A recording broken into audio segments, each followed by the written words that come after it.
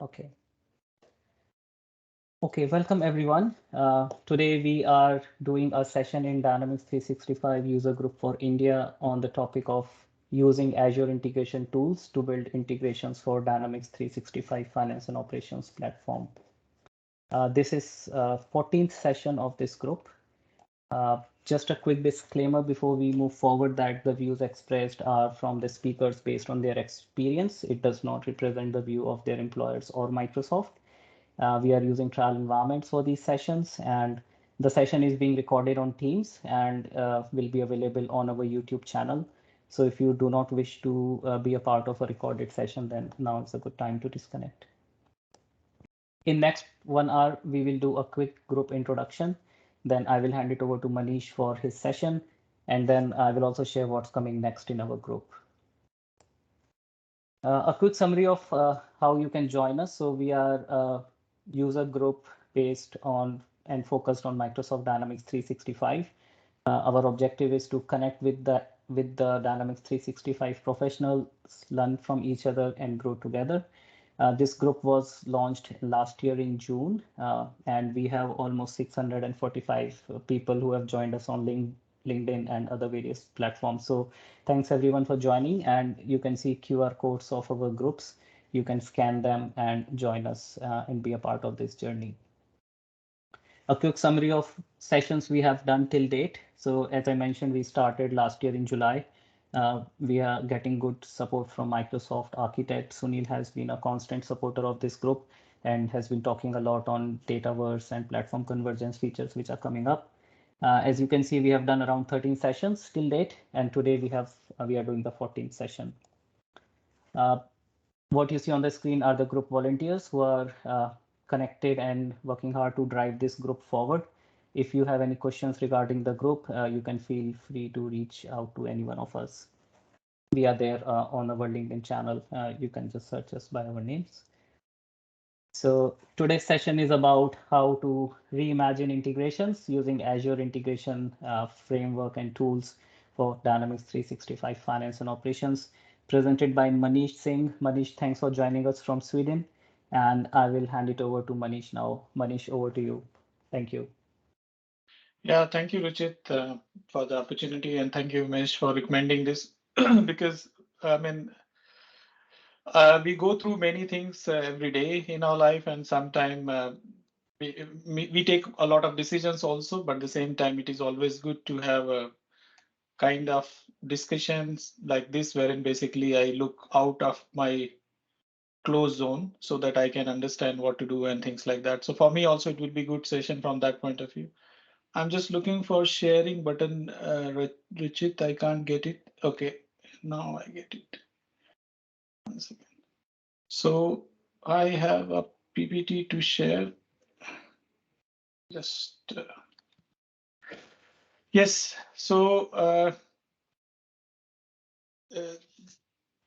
about me, that is what was told. I just make a little bit of fiery picture, but this was something taken in Malmo. This is Sweden part. So I mean, I just took that picture at that time. What I do today, I'm a product owner and also product architect. I'm a product owner for Dynamics integrations in Scania, and I'm a product architect for CRM. So it's kind of dual role for me today. When I say Dynamics, so it is FNO, CRM, and other things, and I represent a team which is called Center of Excellence in Scania. So the job is basically to work on the best practices and to align and things like that. And we are doing a global rollout, which is basically more than 55 markets. The project has a lot of Dynamics components and things. So that is what I'm doing. Overall, I have 16 plus years of experience. I started my career from business development. That was my start in Dynamics. And then basically I turned into project management and then solution architect, then lead solution architect, and now product owner. I have seen both the sides. I have worked as a vendor also, and I have worked as a customer also. So, and I have seen end-to-end ERP life cycle. So from the point of view that each stage and each delivery, how it works and things like that, at least I have exposure from. Prior to joining Scania Group, I was working with Sigma, which is again now it is called Nexer in Sweden. Before that, I was in KPMG, 2.5 years plus, and I was again into Dynamics. And before that, I was in Magic Global, and Creative was one software company wherein we were selling payroll, SaaS-based payroll, and things like that. So basically, this has been my journey. Application point of view, I'm deep into what do you say, functional side, CRM and HR and supply chain and finance. But on the technical side, also I have exposure in terms of deep understanding of ALM, and obviously working on ALM, you get exposed to multiple areas. So that is how I work basically. So when I took the responsibility, which is not very old, which is basically a product owner for integration.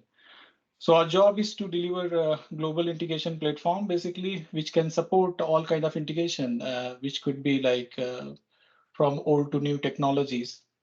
And this is what has been given a challenge. And as we were discussing just before the call start, that there's a lot of skill changes and things are happening on the ground. So when I get into this area, I felt the same, because we have been closely working on Dynamics, but when you again get into Azure, then there is another landscape. Then you have to understand the whole thing. So I mean, I just would like to share my experiences. Uh, for me today, what I have come up with more like overall structuring in the mind, that how when we see the integration in Azure, how do we see? Obviously, there are some use cases and all, but today I'm not going to demo anything. But I will be presenting overall understanding, which gives kind of glimpse that how do you plan yourself when you are thinking about Azure integration along with Dynamics, and what kind of aspect and things you have to look at and things like that. So that's what is the discussion topic, reimagining integration using Azure integration tool for Microsoft Dynamics 365 Finance and Operation.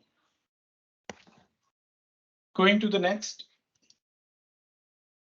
Yeah, I mean, the business is depending on all kind of application as we are working. So basically, when it is not only FNO which can alone serve the purpose, so it has to connect with multiple application to give the value, and that is why integration is very important. That when you want to give realization of application, then basically you have to connect them all, and that is where the integration becomes very important. So the finance and supply chain, or any module which we implement in the market, will not be fully giving value provided it is connecting with the other application, other landscapes and things like that. So the value of integration is not something which is unknown to us, but I mean, we have to visualize the picture, that the complete picture is not FNO, it is along with integration, then only it makes sense for anyone. When we look at integration scenarios, I mean, we come across application to application, we come across business to business, we come across software as a service, SaaS, IoT. So I mean, when we say business to business, just to be clarified, it is more from the angle of that supply chain management, connecting to other businesses and things like that, wherein you want to achieve the whole cycle. So basically, if you have to achieve the whole cycle, you have to connect business to business also in some scenario. And rest, you are very clear about IoT and application to application and basically SaaS situations. So visualizing integration in entirely will be possible if you look at these things. What Microsoft brings into this space, so if we see these pictures basically which Microsoft produces, this is more like telling about the different layers, what they are looking at and what they are thinking about and things like that. So basically, the foundation is Azure, and everything comes from there. And then thereafter, we have productivity tools. We have the what you say, no code, low code, data models, data services, and then we have application. So applications are definitely the facing part, but at the end, it has to be supported by different capabilities which exist into the overall ecosystem, and that is where Azure becomes very important. The problem for us, like who are working at this space, we go deep, maybe till here, we are still learning these things. And meanwhile, when we touch the integration, and if we want to use Azure integration, then we have to get into this layer also. And that is where, I mean, I have, at least so far, I'm experiencing a lot of challenges, which I can highlight maybe to all of you and things like that. Then thinking about the integration, if we go from integration point of view, we look at scenarios, which is basically the capabilities what Microsoft provides. So one is obviously for the business user. If you have Microsoft Flow, knowledge little bit with the business user, they can do little integration, but that is more from what you say, their own workflow benefit and things like that. But in some enterprise scenario also, we see that there are flows which has been configured, but I mean, it is more made for people who are not close to technology in terms of coding and other things. For the integration specialist, the things goes further detailed, wherein we have many tools, Azure Integration Services, BizTalk, and there are gateways and things like that. So that is the way the specialists are seen. And if we go down, then comes the developer part, wherein the code thing like DevOps, Visual Studio, and this kind of coding comes in picture. So looking at the integration from these different direction, that is what was the purpose of showing you this particular slide. Um, as I mentioned, that integration is the key. So I mean, when we look at the integration, what we look at APIs, we look at workflow, we look at messages, we look at events. So I mean, that is how we have to think that these capabilities we have to be well versed with, so that we can deal with integration. That is how I see. There are challenges. I mean, we come across multiple APIs wherein applications are able to connect, but they have a multiple way of connecting. We come across data sources and formats, which are basically multiple way and multiple type. We come with the service-oriented and distributed part, and then basically there are situations wherein on-premise and on-cloud and this kind of challenges are also there. So these are when we go for global big implementation integration. I mean, if it is a small setup and things like that, maybe we will not have all the challenges. But I mean, looking overall, this is very common that we will have all kind of challenges what we are talking here about so far.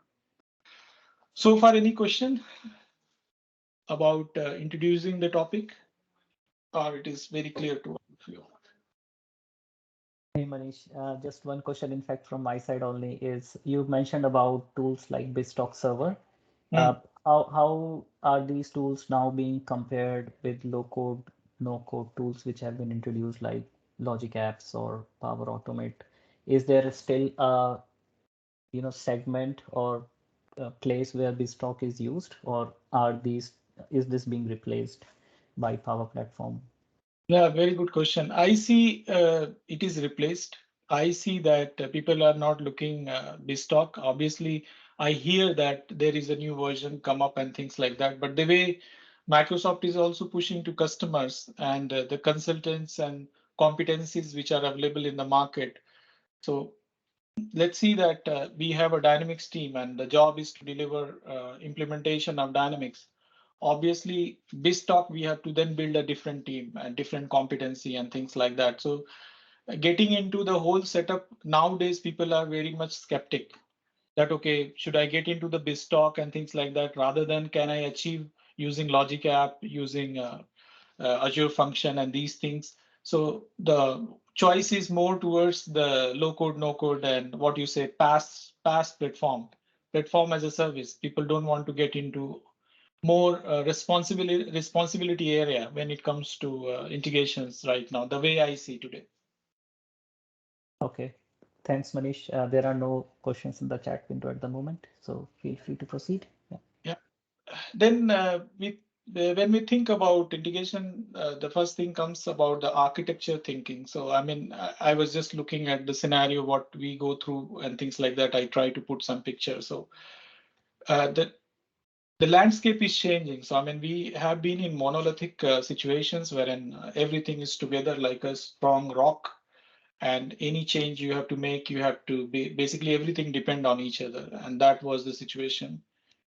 Then service-oriented architecture was the next step, wherein it is more like, okay, things are separated, but still there will be common database, something, there will be a common control somewhere. Still, it is separated, but there is some common things.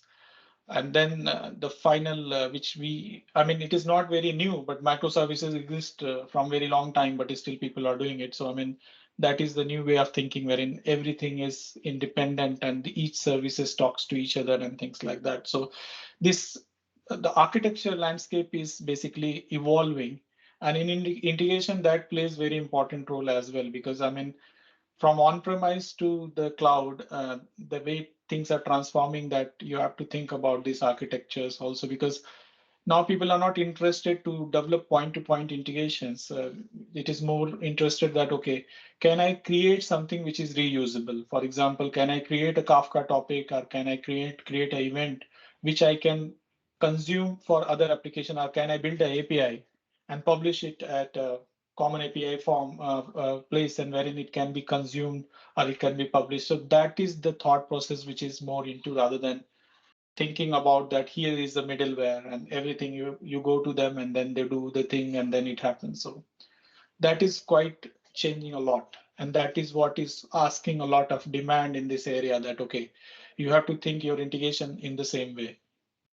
So when we look at these changes, what should we think about, the key consideration which should be in the mind while thinking about the architecture, and that is what I try to put it like this. There should be a reusability of these interfaces. There should be business logic uh, uh, information, which basically is there, and then basically use standard interfaces, common information models, so everyone can find and things like that. Tracing if someone goes wrong and things like that. I mean, basis on that, you come up with this kind of thought process. So, I mean, basically, when we are looking at integration, this key consideration has to be there basically. And let's take from where the journey start in that. So basically, consider different apps and then the middleware, which was the old way of working. And then these all apps are publishing a lot of information for the consumers. The information is consumed by middleware. This leads point-to-point connections and things like that. The middleware is basically, it is combining the different tools, and then basically it is coming up. And this is like multiple on-prem apps. So this is more like an old way of working. Uh, and this contribute a lot of information, but I mean, that information is not very much in use, and how to best use the data and things like that, that is also not in best use and things like that. So this is like a ground zero wherein we start today, and then we go towards what do you say, hybrid scenario, wherein we have to go towards something which is more what you say, uh, microservices oriented architecture and things like that. But at the same time, we have to go through a hybrid situation wherein all the applications are still not ready to consume or produce APIs or events and things like that. So it's like your current situation should be that you should be able to handle all kind of integration. So it is basically wherein you bring all the components, but same time you have to also think about that this is to address the current need, but same time you have to think about the, you have to move out and basically make it more light, because this is more like very heavy, but it is a part of the journey, because without getting into the habit situation, you cannot get into the final version. So basically, it is a combination of cloud, it is combination of on-prem, it is combination of files, APIs, events, everything. So this is where today I see the way we are in this situation wherein system is other systems still have a lifespan of 5 years, 10 years, and they are only able to produce files and things like that. So you have to deal with them. And then there is multi-cloud scenarios and things like that. To reach the, Sorry, sorry. Manish, Amit has raised his hand. Amit, you want to say something? Yeah, so I have been involved in one of the project called Dell. So we implemented ESB architecture using BizTalk, and the Mhm. kind of performance needed and kind of transaction number of transactions we were processing was very high. So my Mhm. question was, with this new no code, using flows and microservices, so can we achieve that kind of performance level which we used to get with BizTalk? Very, Uh, very, very good question. Yeah. This is the question, or you have more? Yes. So BizTalk, the reason why we used to choose BizTalk as a middleware was Mhm. the performance using the ESB architecture, and the second thing was the monitoring kind of visibility we can get into all the transactions which are being processed by BizTalk and different receiving endpoints. Absolutely. So yeah. So do we get these kind of luxury in these new technologies as well? Yes, absolutely. So answer in a short, yes, but to reach to that, there are efforts to do that. And the way I see today, the way we are designing or we are thinking is more like still we are thinking about geographies when we are, because in low code, no code, the possibility is that I can create a copy of these structures, maybe 2 times or 3 times. So when I'm looking the whole globe and when I'm looking at the whole transaction, I'm still trying to make what you say loosely coupled architecture points so that I can basically control my break and also I can monitor that. And same time, I can also don't compromise with the what you say performance. So Microsoft promises this performance for sure, but still while we are designing, still we are designing in a way that there could be a regional or what you say geo latency and things like that. So far we have not observed it, but we have still planned in our design basically so that we don't miss that part if it happens in the future. So what you're saying is yes, answer in short, but same time still we have planned ourselves so that we don't get into that situation.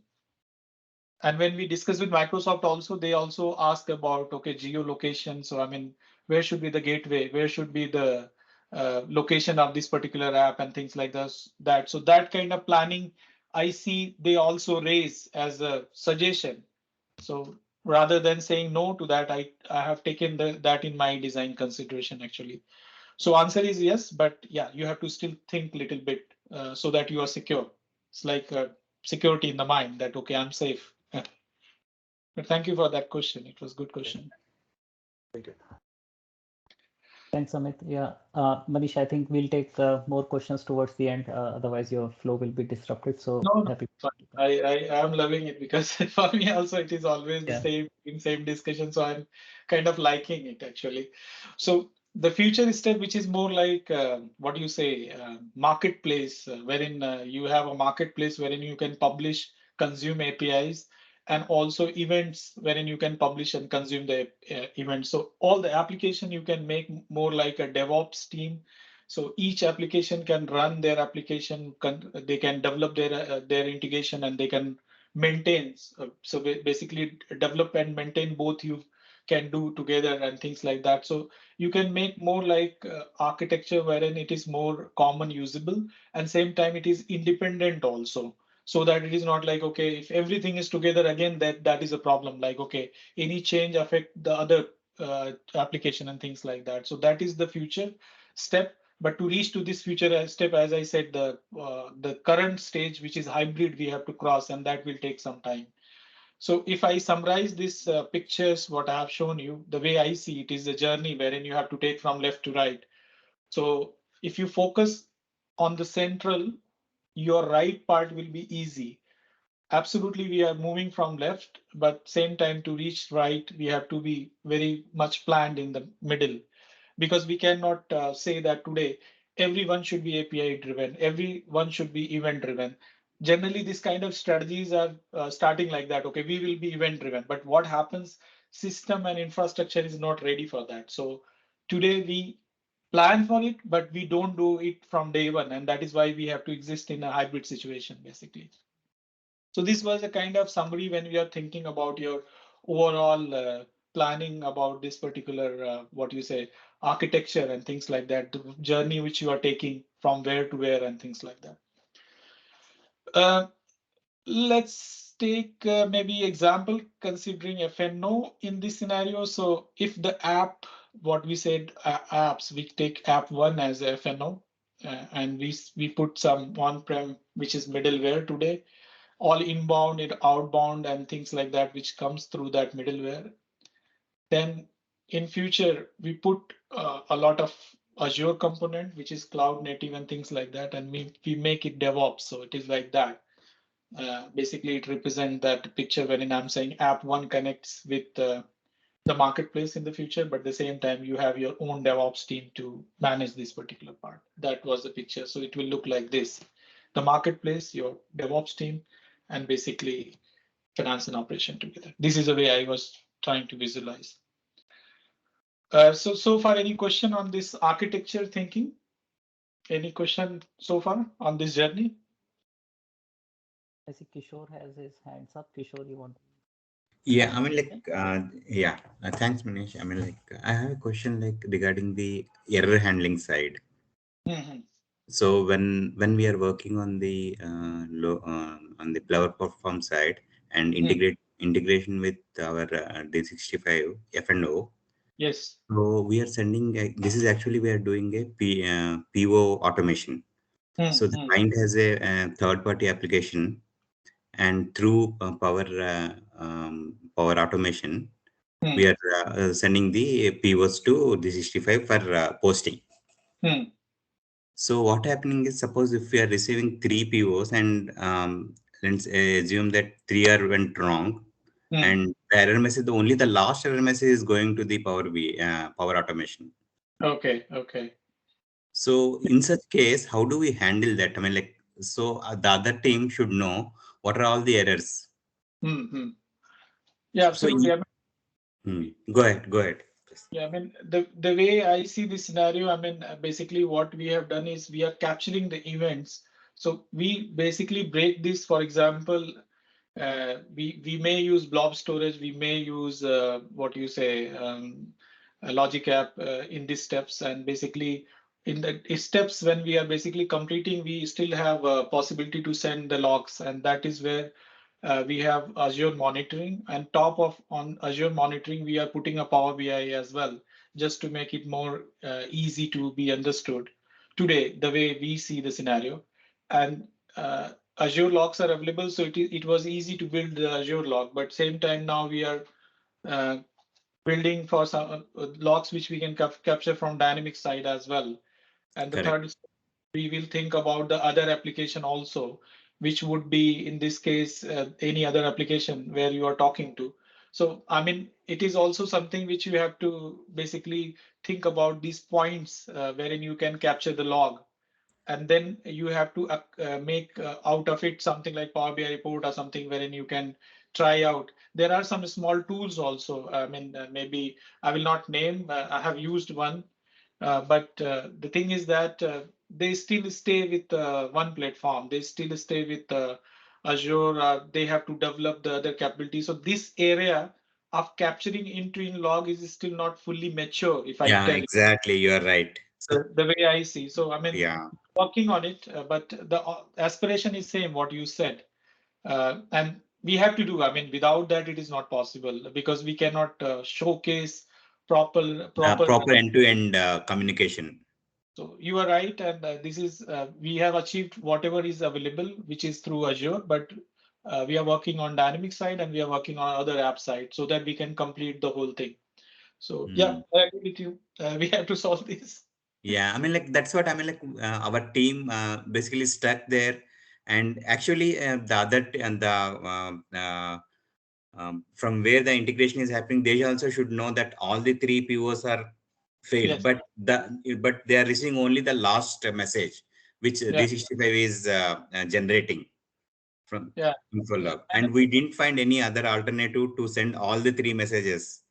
Now we are trying to combine these messages, but so far I mean when I'm working, I'm also able to achieve the Azure part. I'm working on Dynamics and other areas. So the aspiration is to cover the entire thing, as you said. But right now, whatever is available, we are able to only use that one. So yes, that has Yeah, to be done. there is a constraint is there. I mean, like, okay, I mean, when it is a successful scenario, we are happy. There is Yeah, a yeah. happy ending. But there is a when there is a I mean, like break. I mean, like it breaks the system. Then Mm. the whole communication is not going back to the third party system. I So completely agree with you. I completely agree with. I mean, there is a lot of possibility to send error mature messages. further. Yeah, I Yeah, agree. but they are not complete messages, and that is where the problem is because they can Correct. only see part and pieces. So I mean, that is where the problem is. So I mean, I have not seen the tool also which is mature to handle all because, but it is a space. I think maybe some technical person who has some good idea. Even I would like to connect if somebody got some good ideas because I'm also working right now on this particular point as we Yeah, speak. I mean, like if any, I mean, like if you get any solution or any good alternative or a, I mean, like any breakthrough, can you Hmm. share it on the YouTube or I mean, like wherever Yeah, you are? absolutely. I will come, and that anyway I have to achieve because I cannot have my whole integration design without that. So that's something which I'm working, and I think soon, not alone, but I mean with the help of other people, we'll be able to break it. But soon I will come back on that. But this is very good question. Yeah. Yeah, thanks, So Manish, for your Manish, are time. you saying that with response and reply option in API, we still Hmm. don't get this option for bulk transaction that the response is captured only for the last transaction in the batch? It should happen for each transaction, right? The response and reply scenario that we use in APIs. So Logic Hub has this option. No matter I have 100 orders that are sent in single batch, each Yes. order will follow this response and reply option, which captures individual success or error Yeah. My for each transaction. my problem is that still I'm not able to control the whole landscape in this. So I mean, it is like if I'm having whole independence to do this the way I want, then it is possible, as you said. But the problem is that I have a lot of dependency on other things, which are basically stopping me today. But I'm trying to bake it. It is more like what you say, the way your organization structure and application management and everything goes. So what you are saying is right. But same time for me right now, I have little bit of challenges in terms of different. For example, this is handled by different team. This is handled by different team. This is handled by different team. So I'm trying to make something together. That is what I'm looking forward actually. And I think a lot of things also depend on the business scenario Yes. which you are trying to implement with that integration. So if there is a dependency which needs to be handled, then the question rises like, why are you building two integration if the process are tied back to back?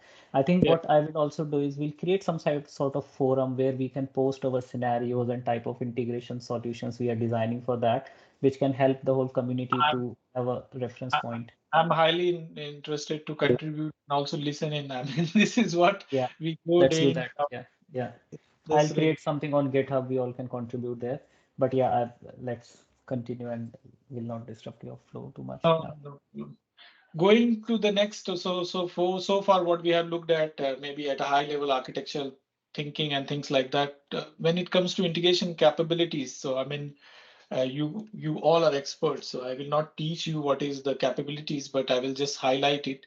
Basically, the capabilities which exist in FNO today. I mean, wherein you have data management platform or data services, and also you have a possibility through custom services. So these capabilities already exist in Dynamics, and it is good. But same time, we have a lot of limitation when we want to do a small integration, it is okay. But when we are doing heavy lifting, then there is an issue. Transformations, files, and things like that. Then system performance will definitely go down. And that is where we have to think something to offload the ERP. And that is where the integration thought has to move towards the Azure, basically. That is what was the reason also to think like this. So in these areas, I mean, obviously Microsoft gives this. There is a lot of tools which you will find in the market where many, what you say, companies has developed in custom services tooling, and they basically give you access wherein you can connect with these tools and things like that. But in my landscape, I mean, the way I see this, all is there, but still it is not complete. It does help, but it does not help when you're looking at huge transactions, multiple scenarios, and what you say, kind of multi-country rollout and 1,000, 100, 200, 500 integration and things like that. So when it comes to volume scenario, then that is where, I mean, we need to think little beyond Dynamics, and that is where the possibility which exists into Azure. So I mean, this is a picture I got from somewhere. So I mean, it's more like what it shows, that basically there are multiple things available in Azure, and what could be used in different scenarios. So maybe function, express route, logic app, API, data factory. So I mean, there are multiple services which are possible to use. You have, when you're thinking about your integration, it is very easy to be lost in these offerings actually. But I mean, to make a best use of it is something what is, I will say that what is make you saying that yes, you know the Azure integrations, and that is where the whole thing is.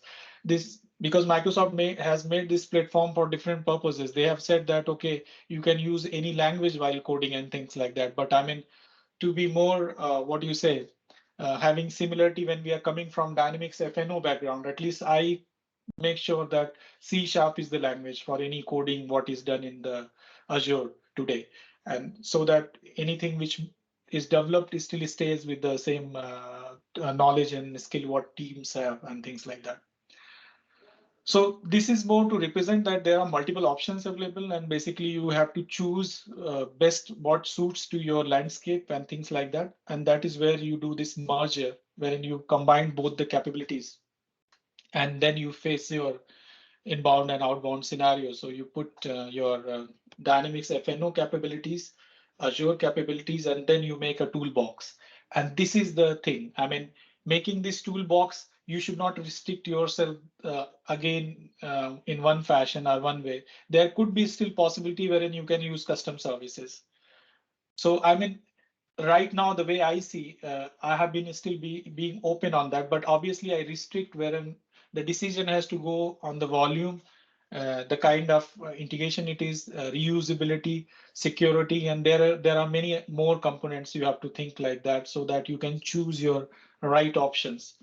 And more important for me, that I don't want to create a jungle of integration wherein I use for this in this integration I use Logic App, and the same integration I use other tool and things like that, because it is easy to build in that way, but it is very difficult to support and what you say, maintain those things, because I mean, it's like somebody is comfortable with data lake, he does the integration in data lake, and somebody sorry, in data factory, and somebody is not comfortable with he's comfortable with logic and somebody is comfortable with some other functionality, because many of these tools are overlapping in terms of functionality, but it depends upon what call you are taking, what way. There is a cost factor also, which is generally when we develop we don't get into, but it is very important, because at the end it is increasing your consumption also on the Azure side. So any system or anything what you're developing, if it is giving enough value to the organization, is also important in that particular cost. So I mean, I generally discourage experiments in my landscape, because for me it is good to know, but I don't want to implement, at least if it is basically challenging my design. Somebody has to give me proper reason why he want to bring the new component. So that is the way I see, at least today, when I'm thinking about these capabilities and things like that. Yeah, looking a little bit more towards Azure integration services. So it is basically, as Microsoft says, seamless connection application within your business acceleration time and things like that. So this is more like a sales talk. But the core components which gets used are these. So API management, which we all know that it has basically a capability which is very useful in integration scenario. Logic app. I mean, many people love it, but few people don't like it, because they think like it is not a developer's skill. It is more like, okay, if you know a little bit of technology, you can do. But yes, it has a lot of capability. At least it can orchestrate in a good way, wherein you can achieve your integration in short time and things like that. Then service bus. and event grids. These key components, which at least when we are thinking integration, we are using a lot. And I mean, this is, I see today more in use when it looks towards the integration and things like that. So far, any question? Yeah, so I have one question. So when we use these Power Apps for Flow and Logic apps, so Yes. does it request the information from the primary database, or it goes to some secondary database from the performance perspective? I mean, when you say primary database, you mean the database which is created into your design, or FNO data you are saying? I mean, FNO data. FNO data. No, I mean, we are trying to keep some data still in the Azure, and that is where I think it is secondary data, I will say. Maybe I'm not 100% clear on that, but if somebody else has understood and can clarify, is good. Can you elaborate the question, please? Yeah, I'm not able to understand the question as well. Yeah. So okay, so let's take a scenario where I'm trying to set up a procure to pay between CRM or the sales cycle basically between CRM and Dynamics FNO 365 FNO, and the data which is used, let's say we are processing around 50,000 to 100,000 transactions in a basically scheduled job using Flow or some other basically let's say Flow. So what my question is, when we are fetching the data, if it is outbound from CRM to Dynamics 365, when we are sending the data, is it querying the primary database of the Dynamics 365 FNO, or is it going to the passive database of Dynamics 365, or which is basically a secondary database? Okay. For outbound, we don't look at the target database, right? So we only look at source database. So when you say outbound, source database only I'm talking about. CRM is the source database. Correct. Yeah. So does it ping or does it request the data from the source database, or probably we can bring something like data lake where I understand your question. That kind of question. Yes, I understand your question. I go with secondary database in this case because I mean primary database is something I don't think so we can connect. Only it is connecting when it is CRM to FNO scenario. But when we are connecting with other application, then we have to have secondary database possibilities. That is the way I see, if I understood correctly. But Rachit, you can maybe answer better if you have got some view. So my view was on this. We had similar scenario where we had to integrate like high volume data between CE and FNO. What we did in one of the project was we had a custom table in CE, where we posted all this data, and then we had a web job which is sending it to FNO. So it all depends on how you are sourcing the data from the source system and at what frequency you're calling the target system. And yes, of course, it depends on the business scenario. As Manish said, right, querying the primary data source for high volume integration can lead to blocking of your database if users are also working in the application. So that should not be a best practice. Yes. That's my view. Yeah. So my knowledge is little bit limited on Microsoft Flow. I have not used that much. But does it by default query the secondary database? That's what you're saying, or we need to do this setup somewhere? No.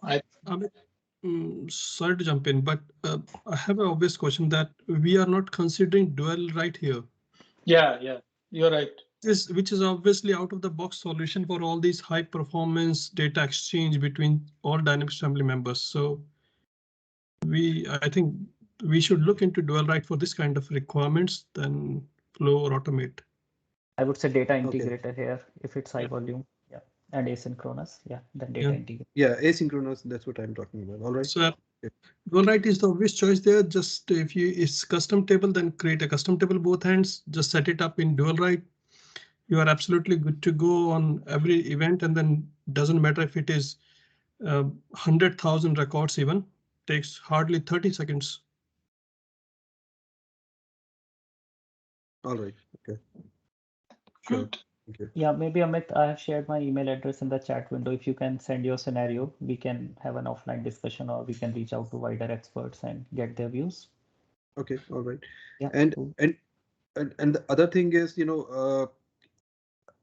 what is the preference on using data lake in such scenarios?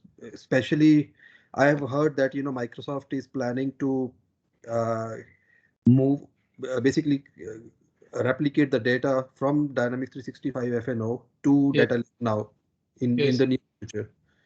So frankly saying, I mean, we have a BYOD right now, and basically data lake is the next thing which will be possible. But so far, connector was not available. Now it is available for general use and things like that. So kind of check we are doing right now, because obviously we want to offload a lot of things in data lake if possible, so that we can gain the performance.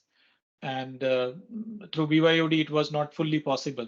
So I mean, it is quite exciting to look towards data lake and what all can be offloaded there and things like that.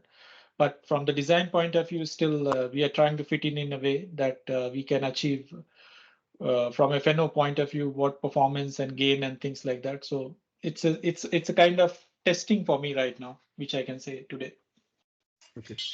ADL still doesn't support incremental push, so still a limitation there. We need to always use full push for integrating the Azure data lake with FinOps. That's the limitation. Hi, Basant here. Perhaps I can also fill in something here, but I don't want to take it this now, considering the session we have. Can we keep this question for end of the session, and then perhaps we can stay for longer and open to discuss on this data lake side? Yeah, sure. Yeah, I think let's let Manish finish his presentation, and then we can open up. Yeah, but thank you for the questions, and as suggested by others, let's discuss in the last of the event. So then we go toward also ALM thinking, which is very important, the application lifecycle management. We are very familiar from the dynamic side, but I will just try to relate it. How does it change when it comes to Azure part?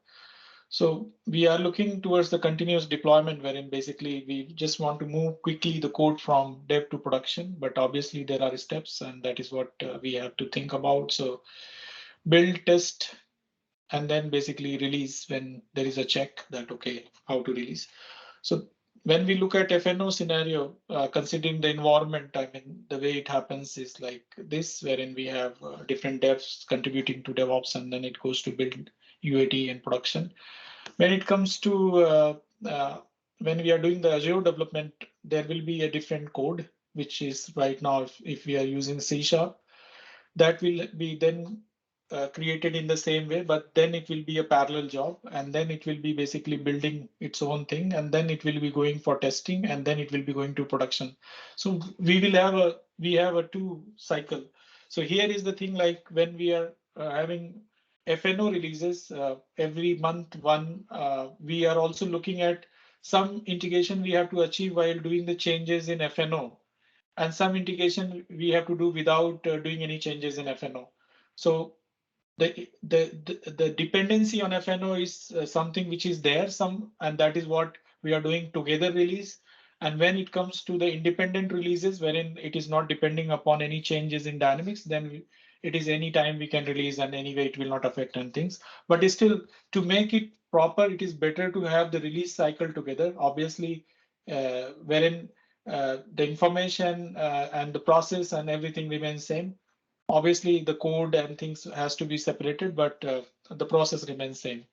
So that is the way I see the ALM part so far. The way Azure has come in, so we have to think about extra releases and things like that. But still, we try to relate it to FNO releases together and things like that.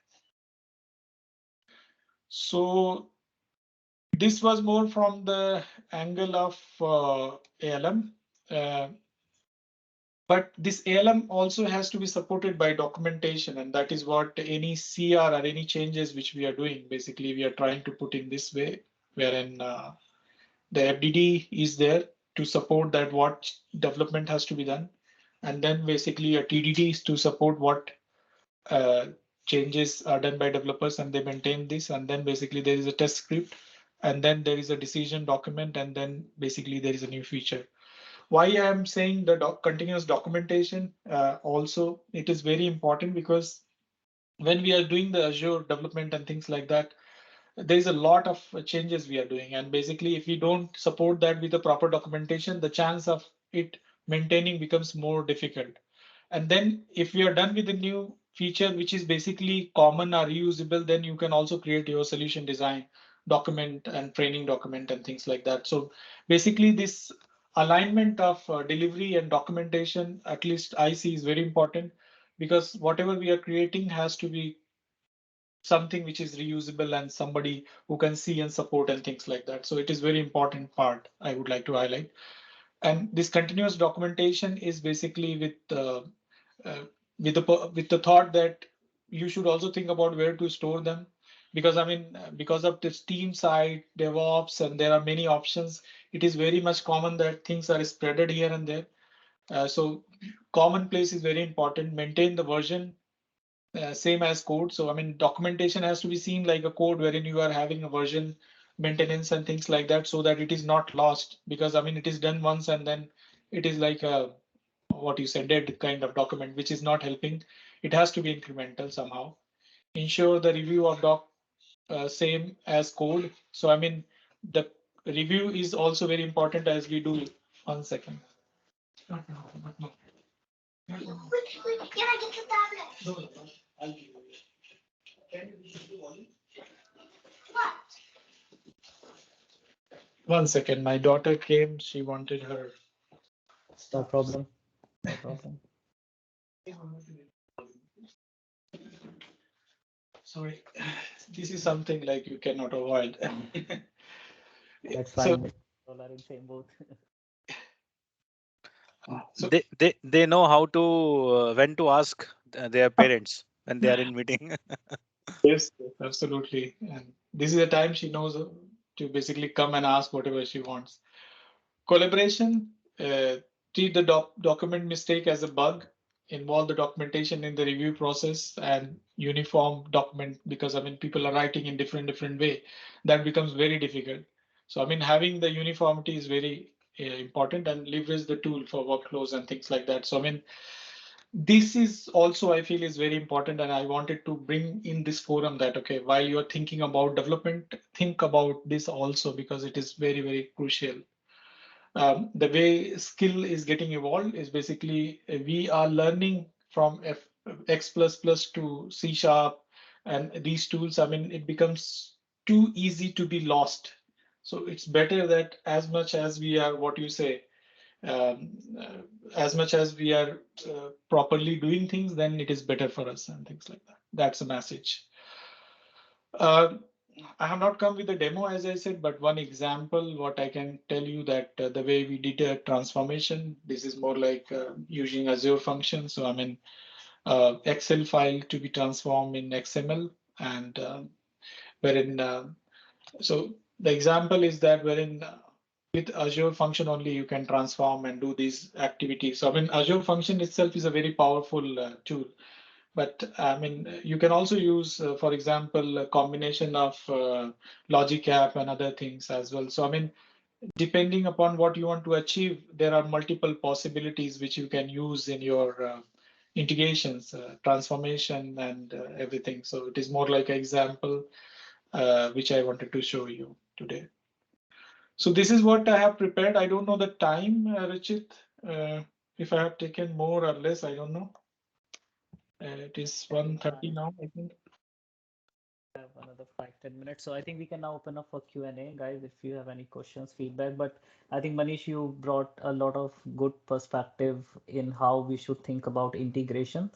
Normally what I've seen is people just think about, okay, we call an API, we get a response, but there is so much under the hood which needs to be considered, and which you have shown us so nicely today. So thanks a lot for that. It was really helpful. Okay, anyone wants to open up for Q&A? Feel free to turn on your cameras if you want to. Or maybe, Venkat here. So I would like to thank you. The session was very good and it is very informative. I have one question with respect to the ALM. So currently, like we were using the build servers, like when we were deploying the code from one environment to the other environment. And I see that we can actually exclude build servers and use Azure pipelines. Can you please shed some light so that it will be helpful for us? Thank you. Absolutely. I mean, the whole purpose is basically to build the pipeline and do the automation in terms of releases, because I mean, there are multiple releases we are doing, and that becomes only possible when we have the pipeline. So the way we are doing is also the same way. I mean, so far there are some security restriction. That's the reason we have not done, but now we are doing it. So I mean, I'll say that I'll be able to do it in coming days, but we are looking forward for this thing to achieve actually. Okay. Okay. Thank you. Anybody else has some ideas? I would like to hear as well. If I understand your question, Venkat, is it like how do we use Azure pipelines to do the automation for build and release the package to the environment? No, currently we are doing the automation using the Azure pipelines, but whenever the artifact is generating, right? So we'll be using the build machine, which is a tier 1 environment in the middle, right? So I was reading in other blogs saying that we can actually exclude the build server, which for creating the packages. And I found that by using some NuGet packages, we can build it. But I'm trying to understand what exactly is the advantage in excluding the build server in creating the artifacts. So I can add up here. So there are Azure hosted agents which can be used for generating the build. So the difference between the using a regular build machine and Azure hosted build server is that the Azure hosted will not provide you the database sync, because that only give you a container based short-lived NuGet package dependent server, which will just compile your piece of code and give you the package out of it, which can be deployed into any of the environment. Now, the negative side from it is that it will not do the database sync if that fulfills your requirement. Okay. Adding to it, it also has a limited number of counts that you can use it with a free hosted pipeline, hosted environment. That's true. Got you. Yeah. Thanks so much. Right. So just to add on, Venkat, companies use it to save cost for build machines. So if you have a tier 1 hosted build VM, you will pay for it. But if it's an Azure hosted pipeline, so I think Kishore or Intiala said that there is a free build minutes you get every month with Azure hosted pipeline. So it also saves you cost and it just compiles the code. So you can't do anything which is based on the server, things like report deployments, database synchronization as mentioned, all these things are skipped. It's pure code compilation and it's based on NuGet packages. So every time Microsoft releases a new version, you have to update your pipeline packages to build on the new package. But that's a summary. We can have a detailed session on this. Yeah. Yeah, got you. Thank you so much.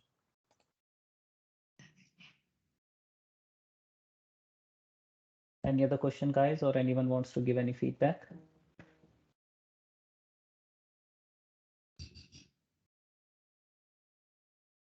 Well, not a feedback, but certainly a really good session for sure.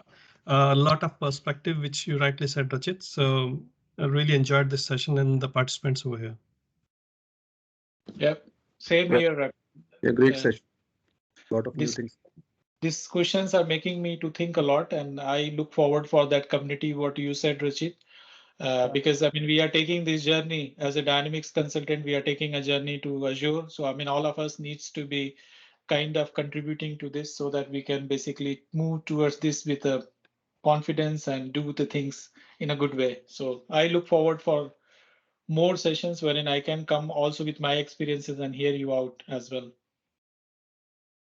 Definitely. I Sure, think we should make it some recurrent session on integration topic, because the landscape is evolving so rapidly. New tools are coming and people are using these tools in a different way. So it's always good to hear what others are doing. So yeah, I think we'll create some more recurring sessions on this topic. All right. Thank you. Hi, Rashid. This is Faisal here. Hey, Hey, Faisal. Faisal. Hey, it's been a great show. I just joined the meeting and really knowledgeable, really thoughtful, and integration topic is always the core of the implementation, and there is always a lot to learn. And as Manish did mention about in every session, we always learn from each other. Uh, I really enjoyed this session, Manish. Thank you so much. That was just the comments from my side. I don't have any questions right now, but definitely there were a few questions which I will go through about the. One of the questions were asked about the dual right, but I'll go through that question in details and will reach out to you, Manish. Yeah, sure. I look forward for that. Thank you. Thank you. All One right. point, one point I would Yeah. like to tell that there are a couple of new people, those who are coming from a very different background, and also AX 2012. So they also require understanding on the integration. So those who are functional, obviously integration is a very important part in their journey, as well as those who are technical. They should be very they should have very hands-on on integration part. So thank you, Manish, again for the session, which was very wonderful. And I think probably we will ask you more sessions in the coming year, obviously coming months as well. Thank you. Yeah, happy to share my learnings, and also I want to learn from all of you. So I look forward for that. Sure. Welcome. So for this one, Rachit, I think so you need to arrange a table talk now onto the integration topic. Yeah, I think I, that will be more apt. Yeah. that will be really good, actually. It is a lot of Yeah, experience people have and questions. I think it is very interesting to have that kind of table talk, actually. absolutely. Now, thank you so much, Rachit and Umesh, for organizing all these knowledgeful sessions. It's always pleasure and having so much learning from you guys. Yep. Thank you. And we also like we keep on learning from you, and the new girls, those who are very teen, very small, very tender age, and they are actually rocking the LinkedIn in a power platform. So I'm very happy to see that actually the neighbor country is growing, and people are learning, small kids are learning in Dynamics, Microsoft Power Platform, no code. So like it's very good actually. Oh yeah, it was amazing session by today by Zara and Zenobia. It, like I got really surprised at the way they actually explained the Azure machine learning and everything smoothly. So that was really good. Yeah, I think they are the most youngest girls who are actually did the certification in your country, right? Oh yeah, absolutely. They are Correct. Cool. Wonderful. now Kudos, perfect. kudos. Perfect. Awesome, guys. Thanks a lot for joining. Just one quick thing before we wrap up. I want to announce the upcoming session which we have. I'll quickly share my screen. So just give me a minute. So we have shared it from our company's page on LinkedIn, but we have the next session coming up in couple of weeks from now, which will be focused on vendor onboarding and collaboration capabilities in Dynamics 365 Finance and Operations. And this session will be delivered by Narasimha, and he is a seasoned architect. He will be taking us through this whole journey. So do register us for this event, and we are looking forward to see you. There will be two sessions held on that topic, one on 12th March and another one on 19th March. And if anyone wants to speak up in this group, feel free to reach out to one of the volunteers. With that, thanks everyone for giving us your time on the weekend, and enjoy the rest of your weekend. Thank Sure. you. Thank you. You. Thanks everyone. Bye. Thank you, Signing off. everyone. Bye bye. Bye. Thanks to all. Bye bye. Thank Thank you. you all. Bye. Bye. Thanks, everyone. Bye. Thank you.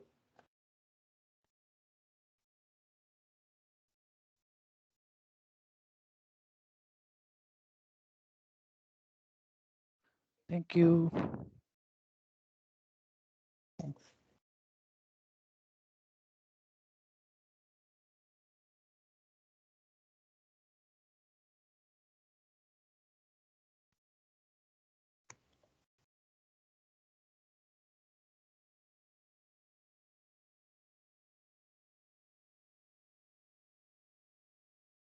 So I think Umesh, I'll close the channel now. and then Sure. Yeah. we'll connect. And yeah, sure. Okay. Thank you. Thanks everyone. Bye bye.